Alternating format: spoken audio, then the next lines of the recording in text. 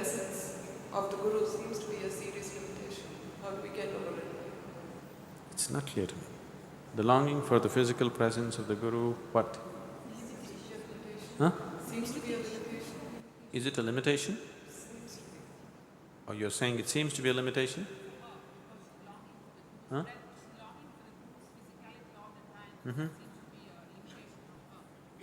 It seems to be a limitation for you.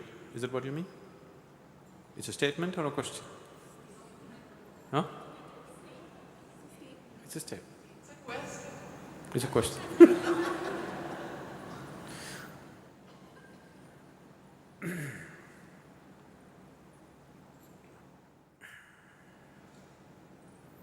What you refer to as the Guru is just a certain energy, certain possibility. It's not the person. Right now, it is… a certain person has become a representative of that energy and that space. Right now, if you have to see, you need light. It's light that you need, not that particular light bulb.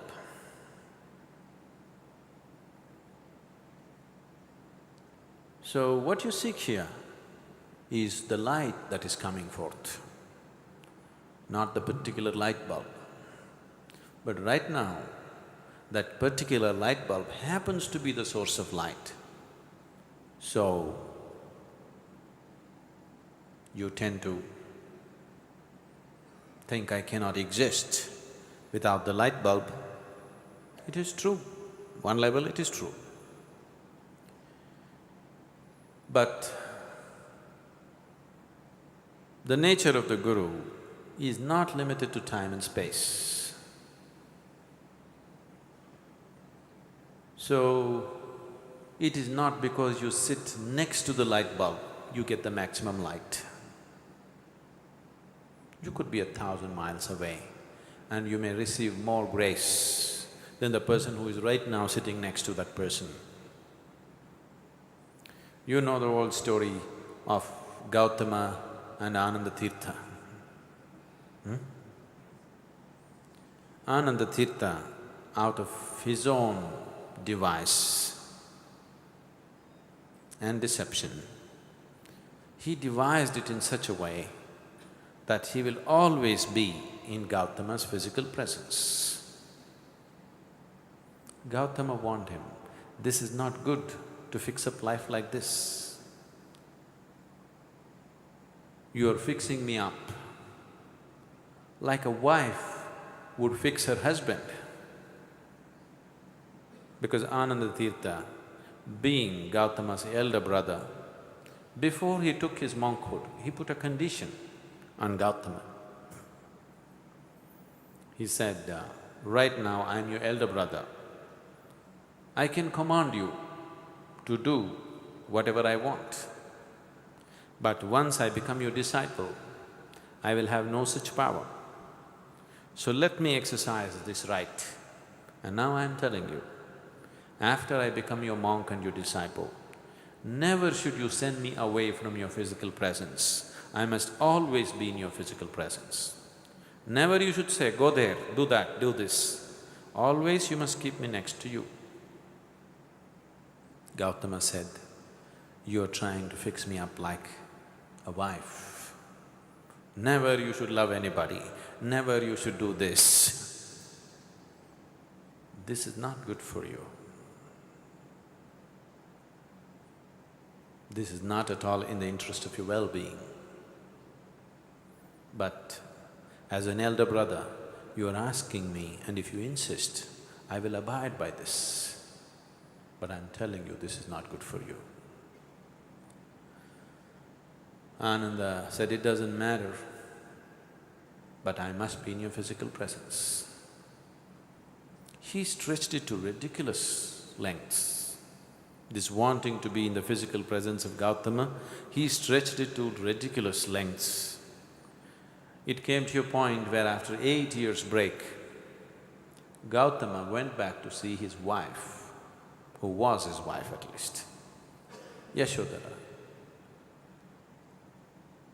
Yashodhara is a very proud woman. Gautama, being her husband at that time, and Yashodhara with an infant child, Gautama left the house without telling her in the middle of the night like a thief. He did that because he admitted that he did not have the courage to face her. If he looked her in the eye, his determination to go in search of truth may falter. If he looks at his child, when the child is awake and calls him father, his longing to know may falter. So he left in the night. Now he is going back after 8 years, a fully enlightened being. But he is sensitive enough to appreciate the emotions of Yashoda, how she would have felt and how she is still angry with what happened to her life. What happened to Gautama's life is fantastic. What happened to Yashodhara is not a good thing. He knows that. So he is going there to see what he can offer to her now to compensate for what she has lost in these 8 years. So it is a sensitive situation. So he told Ananda, this once relieve me from the promise that I made you. This is not for myself. For me, she is no more my wife, I have grown beyond those things. But for her, I am still her husband who deserted her without telling her, without giving a warning about it. So this is a sensitive emotion for her. She is a proud woman. It is not good for you to be there. Ananda said, you must keep your promise.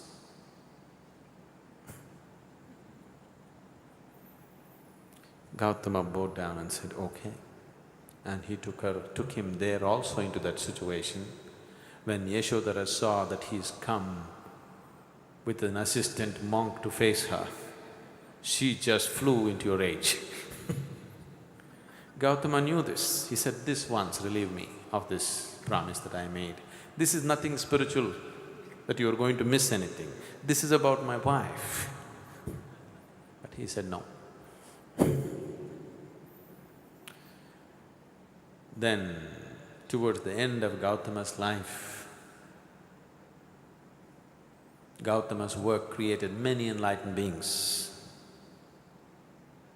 But Ananda was still the same man.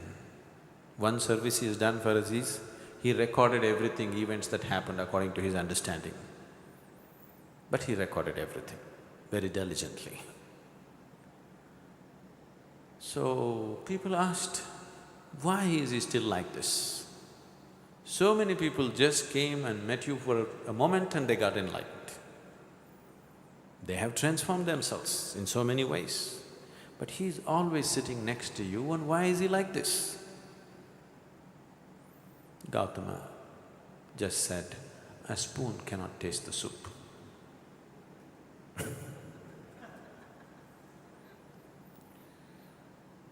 So the physical presence, is it important? It is very important.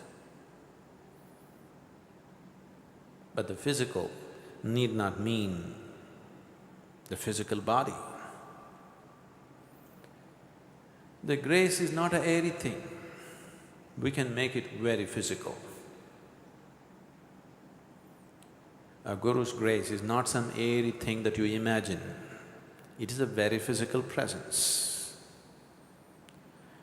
It's as physical as the breeze that you feel. It's as physical as the sunlight. Is that enough physical? Or you want it this physical? This physical is not of any great importance. It yaps though.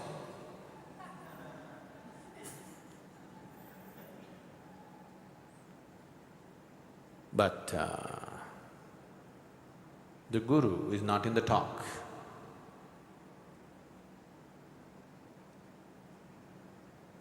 The Guru does not exist in the speech.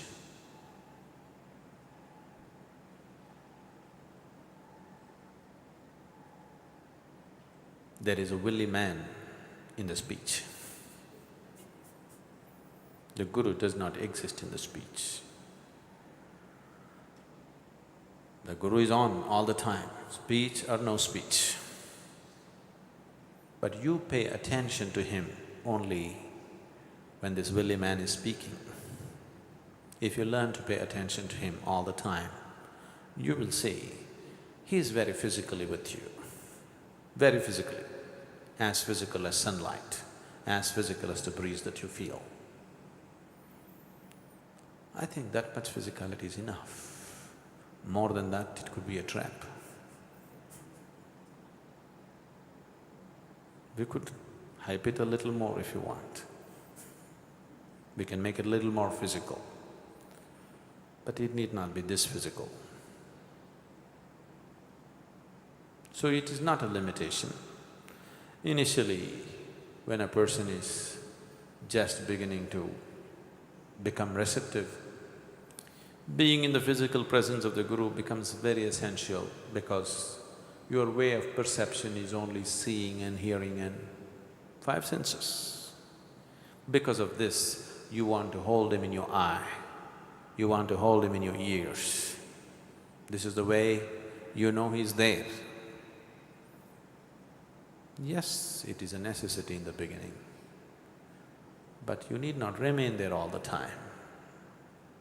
He will be very physically present in different ways. It is the light that matters. You don't have to hug the light bulb. You don't go and hug the sun, do you? You